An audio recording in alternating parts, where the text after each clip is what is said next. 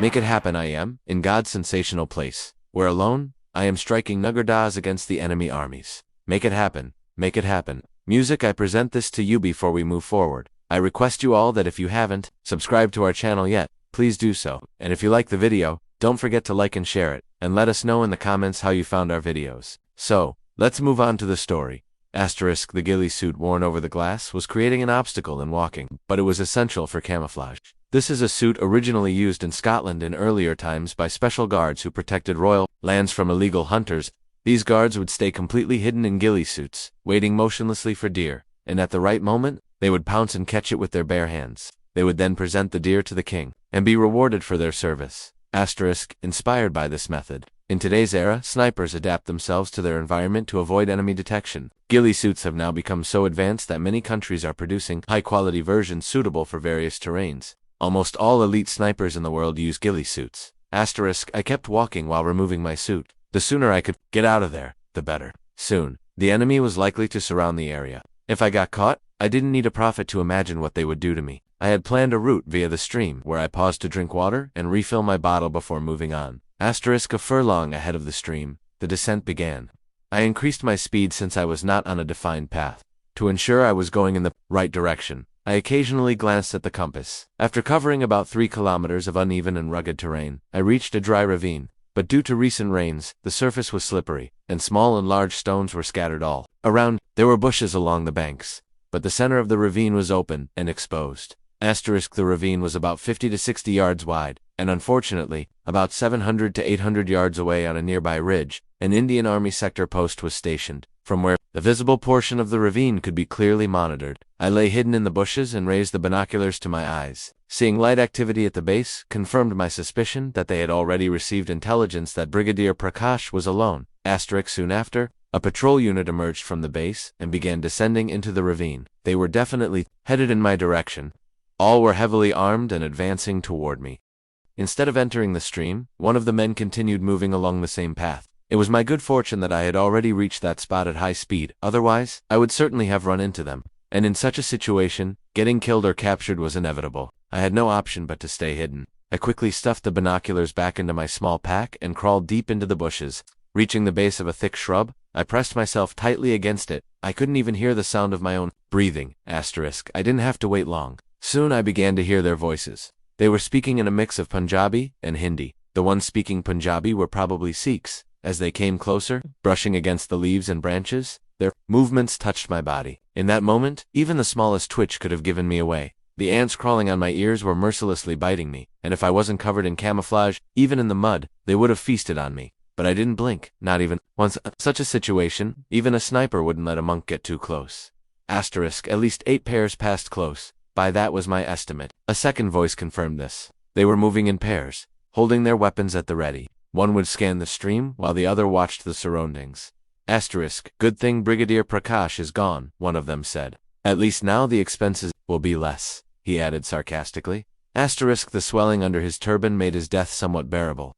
The other replied, but Colonel Jagjit Singh was a good man. Those laying the ambush only came for Brigadier Prakash. As their voices faded, I heard another conversation from a third pair. If their number really is 8 to 10, how will just the 2 of us stop them? His partner replied. Another team is coming along this path. Plus, teams from the other sectors are being summoned. The whole area will be surrounded and searched. The command center has been alerted. A soldier from the 4th pair stopped, near the very bush I was hiding in, and said, I think this spot will work. His comrade replied, all right, hurry up, I'm going ahead, follow me. He came behind the bush, unzipped his pants, and squatted down. He was facing me, but his gaze was fixed in the direction of his teammates. I had become part of the undergrowth. No part of my body was visible outside my ghillie suit. My hat covered my entire face, and I had smeared camo cream all over. Even the rifle was wrapped in green fabric, with only the muzzle peeking out. Suddenly, a static sound burst from his walkie-talkie. It was definitely Suresh's radio. Number 5, send your location. Over. Another voice responded. Super hit. Nala, Jungle Bend. Over. That confirmed that the code name for the stream was White Stream. From my current position, they were heading deeper into that area, and toward Sector 20, which belonged to their forces.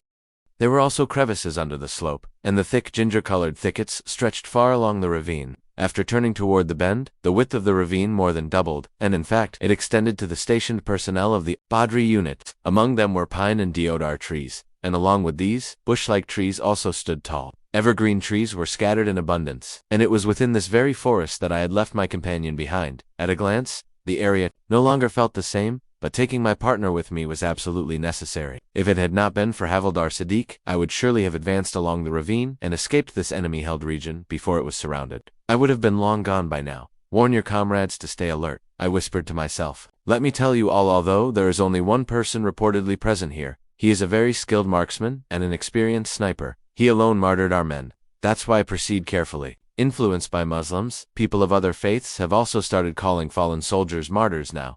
Number 5, acknowledged the order. Not a single detail should be taken lightly. You won't pass the listening test otherwise. After saying out, he began calling the second party. Number 6, send your location. Over. The reply came, Ravine Road Junction. Over. Since number 6 had been listening to the conversation with number 5, he didn't need the entire message repeated. Upon confirmation, the caller kept number 6 on standby and tried to contact the third party this time. Number 7, but no reply came. Clearly, he was farther away. Control continued calling the remaining parties. Meanwhile, Suresh, the soldier, focused on cleaning himself with a fistful of sand. He fastened his pants, but then, as if by instinct, his eyes turned toward the bush where I was hiding. His unblinking gaze alarmed me. Indeed, I had hidden, in a hurry, unable to properly cover myself with branches. Without fully securing his belt, he reached toward his weapon. But I had already decided what I had to do. With the sound of a suppressed shot, his skull was shattered. He collapsed and began twitching. I quickly emerged from the bushes, dragged his body inside, and recovered his wireless set. It was a quality device. I kept the backup battery and used the bush cover to peer toward his advancing comrades. They had moved about a furlong ahead. Using binoculars, I scanned the area and spotted one man pacing. From there, I risked being seen. I crept behind the bushes toward the ravine. I lowered the volume of the wireless set and turned it on again. Suresh was being called. Number 5, point name, Suresh. What's your status? Over. They kept calling him, but when he didn't respond, another voice came over the wireless. For those unfamiliar with military communication, when one side is transmitting, the other cannot speak until given a turn. The word over signals a handover. Control. 2, number 5. Over. Yes, number 5. Control. Over. Where has Suresh gone? He's not responding. It's been 15 or 20 minutes. I've sent someone to look for him. Don't send just one man. Bring everyone back. Hurry up. Over. The voice from Control was firm and authoritative. Though number 5 replied, Control didn't respond further. Tension thickened. Soon after, I was moving along the lower ravine. At that moment, I was invisible from the hill and hidden from the enemy within the ravine. I entered the brush once more, and the wireless crackled again. Number 5. Control. Over. The voice was anxious. Control. Here. Over. Is missing. He's probably hiding somewhere near. I'm sending the rest of the parties to the mountains. Over. Number 5. Remember your orders. Follow protocol. Over. Clearly, Control was issuing commands from the very path I had crossed earlier. Control. Send your message to the worker. Are your men in sight? Do they appear smooth and alert? Over. Not yet, but I'll notify you once I spot something. Over. Over, and out. Control then issued an order to gather all parties at the White Ravine. I turned off the wireless. I had a spare battery, but it was still wiser to use the device sparingly to avoid detection. My best option was to disappear quickly. If the jungle were fully surrounded, I would be trapped like a rattan, so would be Ustad Sadiq. After covering a few kilometers, I paused briefly. Taking out my small pack, I reassembled my gear and moved on. Soon, I saw a tree bearing the distinct mark I had made earlier. That sight confirmed my location. From there, I continued through umbrella-like thickets, eventually reaching a spot marked by a broken pine tree that had been struck by lightning. Once I found that, I could easily locate all the other signs and eventually reached the exact place where I had left Ustad Sadiq. I placed my hand on him. He stirred slightly. I'm here. I heard his voice, like a cool breeze. I followed the sound and moved closer through overlapping trees and dense shade. Finally, I spotted his face. What happened with the mission? He asked instantly. Alhamdulillah. It was a success, I replied. But there's no time to explain. We need to move, now. I think my leg bone is fractured, he said. My foot is swollen. Moving with it will be hard. Despite the pain in his voice, he urged, if I can't make it, you go on. At least one of us should return. Martyrs are a heavier loss than one. Maybe if you lean on me, we can still make it, I said. You're wasting time, he snapped. You could have been far away by now. True, I said, but I believe these rocks can shelter to men.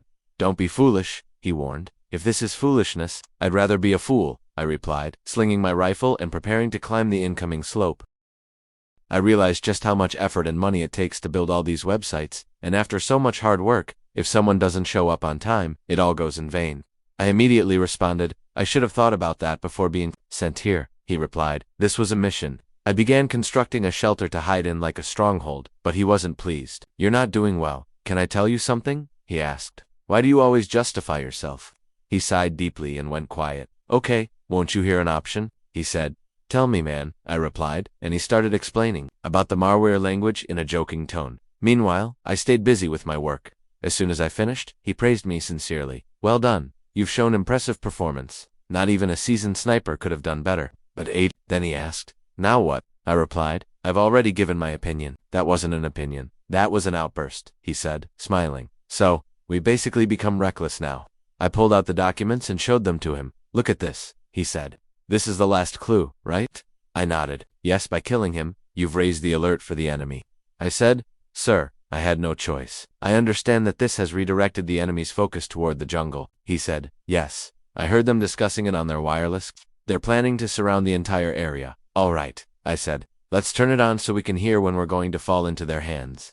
He turned on the walkie-talkie, but no enemy voices came through. After a few seconds of silence, he angrily said, they've probably figured out we're on the same frequency and have switched theirs. But just then, a voice came through, contradicting his assumption. It was Control, asking number 5 and number 6 for their locations. It turned out that both groups had already taken positions on the far side of the jungle and along the stream. Another group had also reached about 8 to 10 kilometers away. This group had gathered men from different forward posts. Control seemed to be on a more powerful wireless set and was giving alerts to all units in the area, repeatedly advising caution because they were dealing with a sniper who had already neutralized their key men. The senior partner gestured to turn the set off for now, warning that continuous use would drain the battery. Don't worry, I said. I brought spare batteries.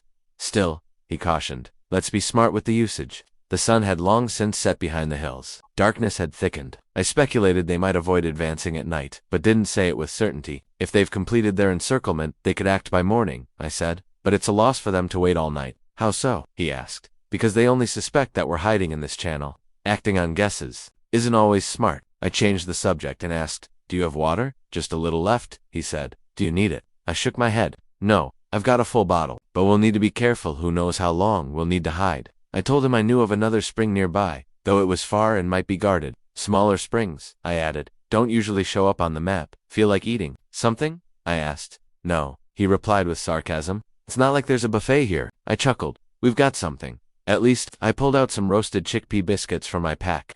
These were high-energy biscuits meant to sustain a soldier for 24 hours. He had some too, and started eating with me. After a few bites, he asked for water. I passed him the pipe from my bottle. Really sweet water, he remarked, then handed it back to me. Get some rest, I advised. We won't get a single moment of sleep tomorrow. Fine, but let me see your password first, he joked. His foot was still badly swollen. The swelling had reached his calves. Proper treatment could only be done in a hospital. I returned to my spot, closed my eyes, and tried to rest. No matter how tough I was, this was still my first mission.